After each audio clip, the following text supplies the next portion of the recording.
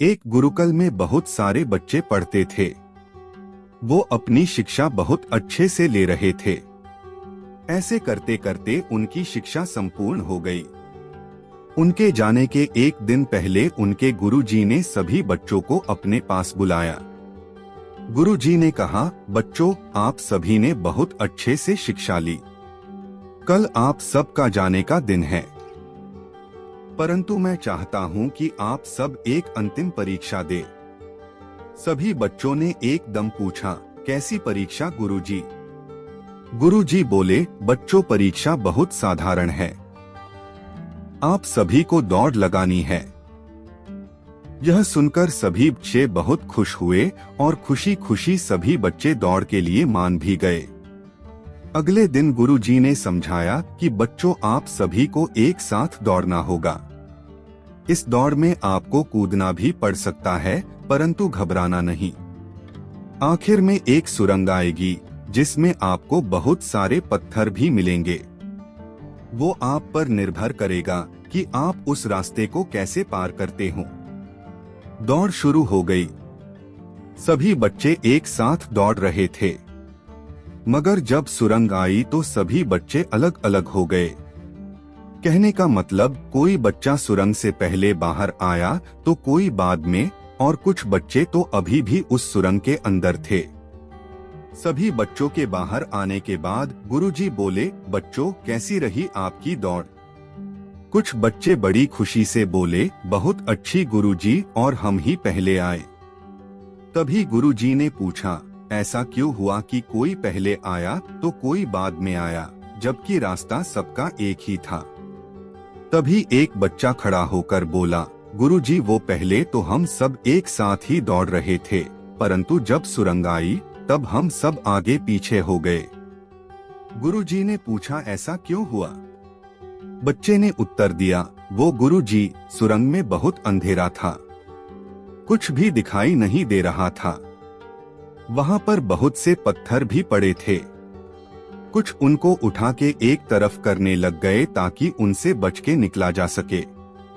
कुछ ऐसे ही चले जा रहे थे और कुछ पत्थरों को उठाकर अपनी जेब में डाल रहे थे ताकि किसी और को चोट न लगे।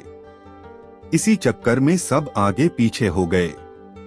अब गुरुजी ने बोलना शुरू किया और कहा, वो बच्चे आगे आ जाएं जिसने वो पत्थर उठाकर अपनी जेब में डाले।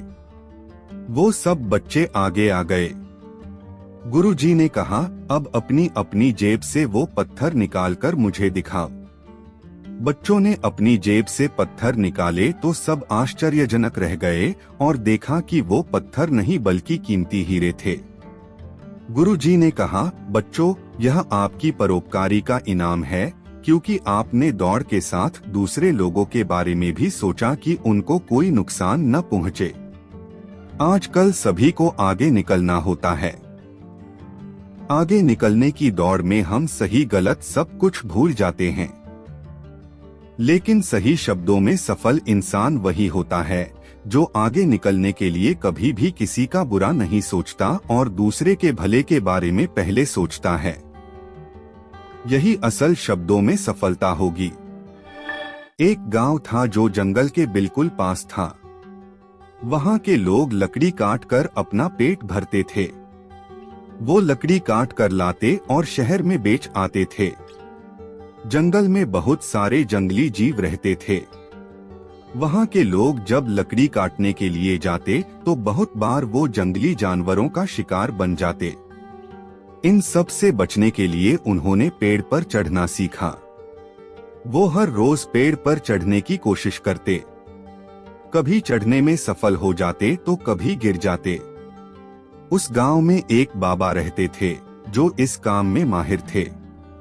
सभी उनके पास गए और वो सिखाने के लिए मान गए। अब बाबा उनको हर रोज पेड़ पर चढ़ना सिखाते। एक दिन ऐसा आया जब सभी युवा पेड़ पर चढ़ना सीख गए। आखिर में उनके अभ्यास का आखिरी दिन आ गया। बाबा ने बोला, चलो आज मैं तुम सबकी परीक्षा लेता हूँ। सभी परीक्षा देने के लिए मान गए। अब पहला युवक आया और पेड़ पर जल्दी जल्दी से चढ़ा।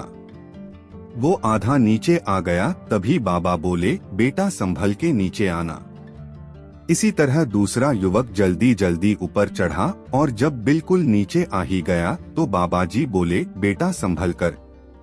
फिर तीसरा युवक चढ़ा तो जब वो भी नीचे आने ही लगा तो बाबा बोले, संभल कर बेटा। इसी तरह बाबा ने सबको कहा। सभी हैरान थे कि जब ऊपर जा रहे होते तब बाबा को यह बात बोलनी चाहिए थी, परंतु जब हम नीचे आने ही वाले होते तो क्यों बोलते बाबा जी? किसी की पूछने की हिम्मत नहीं थी। तभी एक युवा बोला, बाबा आपकी एक बात समझ नहीं आई। बाबा ने पूछा, क्या बेटा? युवा बोला, बाबा जब हम पेड़ से नीचे उतरने वाले होते आप तब बोलते संभल कर उतरना, जबकि वहां तो हम आराम से नीचे आ सकते। बाबा ने ध्यान से बात सुनी और फिर कहा, बेटा इसका कारण यह है कि जब आप ऊपर जा रहे होते तो खुद ही सावधान होते हो, परंतु गलती तब होती है जब हम अपनी मंजिल के बिल्कुल पास पहुंच जाते हैं। उस समय आप बेफिक्र हो जाते हो कि अब तो कोई रिस्क ही नहीं, जबकि रिस्क उसी समय होता है। सभी बाबा की बात से सहमत थे। इस कहानी से हमें यह सीखने को मिलता है कि गलती तब ही होती है जब हम अपनी मंजिल के बिल्कुल पास होते हैं, क्योंकि उस समय लगता है कि यह तो हम बड़े आराम के साथ कर लेंगे, लेकिन तब हम अपने लक्ष्य से ध्यान हटा लेते हैं, जिसका परिणाम हमें बहुत दुख देता है। एक गरीब आदमी अपनी गरीबी से इतना नाखुश था कि उसने निकट के नदी में अपने जीवन को समाप्त करने के बारे में सोचा। जब वो व्यक्ति नदी के पास गया, वहां नदी के किनारे पर एक साधु महाराज थे। उन्होंने उसे ऐसा करने से रोक दिया। साधु ने उस व्यक्ति से जीवन खत्म करने का कारण पूछा तो उस आदमी ने सारी बात साधु महाराज को बताई। आदमी की परेशानियों को सुनकर साधु महाराज ने उसे बताया कि मेरे पास एक उपाय है। मेरे पास एक ऐसा जादुई जग है जो तुम्हारी सभी इच्छाओं को पूरा करेगा, लेकिन जब भी यह जग टूट जाएगा उसी समय तुमसे सब कुछ छिन जाएगा और फिर सब कुछ गायब हो जाएगा। साधु ने कहा कि यदि तुम मेरी 2 साल तक सेवा करते हो तो मैं वो जग तुम्हें दे दूंगा, और यदि तुम मेरी सेवा 4 साल तक करते हैं तो मैं तुमको वो जग बनाने के लिए मंत्र भी सिखा दूंगा। आदमी साधु महाराज को कहता है, मैं केवल 3 साल की सेवा करना चाहता हूँ, फिर मुझे वो जग देना, मैं उसको संभाल कर रखूंगा और उसे टूटने नहीं दूंगा। 2 साल की सेवा करने के बाद आदमी को वो जग मिल जाता है और वह खुशी से अपने घर जाता है। इस तरह उसने उस जादुई जग के साथ अपनी सारी इच्छाओं को पूरा करना शुरू कर दिया। सबसे पहले उसने खुद के लिए एक सुंदर महल और उसके बाद पैसे मांगे। इस तरह उसके आसपास के गांवों और शहरों में चर्चा शुरू हो गई। अब वो उन सभी को खाने के लिए बुलाता और उनसे अच्छा व्यवहार करता, परंतु अब उसने शराब पीनी शुरू कर दी। एक दिन उसने शराब पीकर वो जग सिर पर रख लिया और नाचना शुरू कर दिया। अचानक वह जग उसके सिर से गिर गया और टूट गया। जग के टूटने के बाद सब कुछ गायब हो गया। अब आदमी ने पश्चाताप करना शुरू कर दिया और कहा, काश मैंने शराब न पी होती, थोड़ा वक्त और रुककर महाराज जी से वो जग बनाने की तरकीब सीख ली होती। इससे हमें यह शिक्षा मिलती है कि हमें कोई भी काम करने के लिए जल्दबाजी नहीं करनी चाहिए। पहले उसके बारे में अच्छी तरह से ज्ञान लेना चाहिए, फिर ही काम शुरू करना चाहिए। एक लड़का सुबह सुबह तालाब के किनारे दौड़ने को जाया करता था। आते जाते वो एक बूढ़ी महिला को देखता था। वो बूढ़ी महिला हर रोज तालाब के किनारे छोटे छोटे कछुओं की पीठ को साफ किया करती थी। लड़का यह सब हर रोज देखता था। एक दिन उसने सोचा कि इसका क्या कारण हो सकता है। वो लड़का उस बूढ़ी महिला के पास गया और उनका अभिवादन किया। नमस्ते आंटी जी, मैं आपको हर रोज कछुओं की पीठ को साफ करते हुआ देखता हूँ। आप यह क्यों करती हो? बूढ़ी महिला ने बड़े प्यार से लड़के को देखा और बोला, बेटा, मैं यहाँ हर रविवार आती हूँ। मुझे इन कछुओं की पीठ को साफ करके अच्छा लगता है। अंदर से शांति का अनुभव होता है, क्योंकि इनकी पीठ पर जो कवच होता है उस पर कचरा जमता जाता है, जिसकी वजह से इनकी गर्मी पैदा करने की क्षमता कम हो जाती है। इसलिए इन कछुओं को तैरने में मुश्किल का सामना करना पड़ता है। अगर कुछ समय बाद तक अगर ऐसा ही रहे, इसको साफ ना किया जाए, तो ये कवच भी कमजोर हो जाते हैं, जिससे इनकी जिंदगी भी खतरे में पड़ जाती है। इसलिए मैं इन कवच को हर रविवार साफ करने आती हूँ। यह सुनकर लड़का बड़ा हैरान हुआ। उसने फिर एक जाना पहचाना सा सवाल किया और बोला, बेशक आप बहुत अच्छा काम कर रहे हैं, लेकिन फिर भी एक बात सोचिए कि इन जैसे कितने कछुए हैं जो इनसे भी बुरी हालत में हैं। जबकि आप सभी के लिए ये नहीं कर सकते, तो उनका क्या? क्योंकि आपके अकेले के बदलने से तो कोई बड़ा बदलाव नहीं आएगा। बूढ़ी महिला मुस्कुराई और बोली, भले ही मेरे ऐसा करने से दुनिया में कोई बड़ा बदलाव नहीं आएगा, लेकिन सोचो, इस एक कछुए की तो पूरी दुनिया ही बदल जाएगी। इसके लिए तो ये बहुत बड़ी बात होगी। बस यही सोचकर मुझे खुशी और सुकून मिल जाता है कि मैं दुनिया को तो नहीं बदल सकती, लेकिन मैंने किसी की दुनिया तो बदल दी। आपके अकेले आगे बढ़कर कुछ करने से इस दुनिया में कोई बहुत बड़ा बदलाव न आए, लेकिन ऐसा जरूर हो सकता है कि किसी एक की जिंदगी बदल जाए।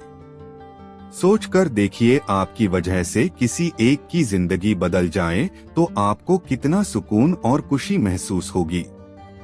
जैसे बूंद बूंद पानी से समुंदर बन जाता है, वैसे ही हजारों लोगों द्वारा किए गए छोटे छोटे प्रयास एक दिन इस समाज में बहुत बड़ा बदलाव ला सकते हैं। हमें भी इन छोटे छोटे बदलाव से ही शुरुआत करनी चाहिए और दूसरों को भी ऐसा करने के लिए प्रेरणा देनी चाहिए। एक बार असुरराज हिरण्यकशिपु विजय प्राप्ति के लिए तपस्या में लीन था। मौका देखकर देवताओं ने उसके राज्य पर कब्जा कर लिया। उसकी गर्भवती पत्नी को ब्रह्मर्षि नारद अपने आश्रम में ले आए। वे उसे प्रतिदिन धर्म और विष्णु महिमा के बारे में बताते। यह ज्ञान गर्भ में पल रहे पुत्र प्रहलाद ने भी प्राप्त किया। बाद में असुरराज ने ब्रह्मा के वरदान से तीनों लोकों पर विजय प्राप्त कर ली तो रानी उसके पास आ गई। वहां प्रहलाद का जन्म हुआ। बाल्यावस्था में पहुंचकर प्रहलाद ने विष्णु भक्ति शुरू कर दी। इससे क्रोधित होकर हिरण्यकशिपु ने अपने गुरु को बुलाकर कहा कि ऐसा कुछ करो कि यह विष्णु का नाम रटना बंद कर दे। गुरु ने बहुत कोशिश की, किंतु वे असफल रहे। तब असुरराज ने अपने पुत्र की हत्या का आदेश दे दिया। उसे विष दिया गया, उस पर तलवार से प्रहार किया गया, विषधरों के सामने छोड़ा गया, हाथियों के पैरों तले कुचलवाना चाहा, पर्वत से नीचे फेंकवाया, लेकिन ईश कृपा से प्रहलाद का बाल भी बांका नहीं हुआ। तब हिरण्यकशिपु ने अपनी बहन होलिका को बुलाकर कहा कि तुम प्रहलाद को लेकर अग्नि में बैठ जाओ, जिससे वह जलकर भस्म हो जाए। होलिका को वरदान था कि उसे अग्नि तब तक कभी हानि नहीं पहुंचाएगी जब तक कि वह किसी सद्वृत्ति वाले मानव का अहित करने की न सोचे। अपने भाई की बात को मानकर होलिका भतीजे प्रहलाद को गोदी में लेकर अग्नि में बैठ गई। उसका अहित करने के प्रयास में होलिका तो स्वयं जलकर भस्म हो गई और प्रहलाद हंसते हुए अग्नि से बाहर आ गया। इसलिए होली पर्व मनाते समय वास्तविक भाव को ध्यान में रखकर होली दहन करें। इसके लिए फिर आप चाहे तो विगत वर्षों के बुरे अनुभवों और असफलताओं को एक कागज पर लिखकर अग्नि को समर्पित कर दें। अपने मन में चल रहे नकारात्मक भावों को होली दहन में डाल दें। तभी आप भी सकारात्मकता सोच से आगे बढ़ते हुए प्रहलाद की तरह ईश कृपा के पात्र बन जाएंगे।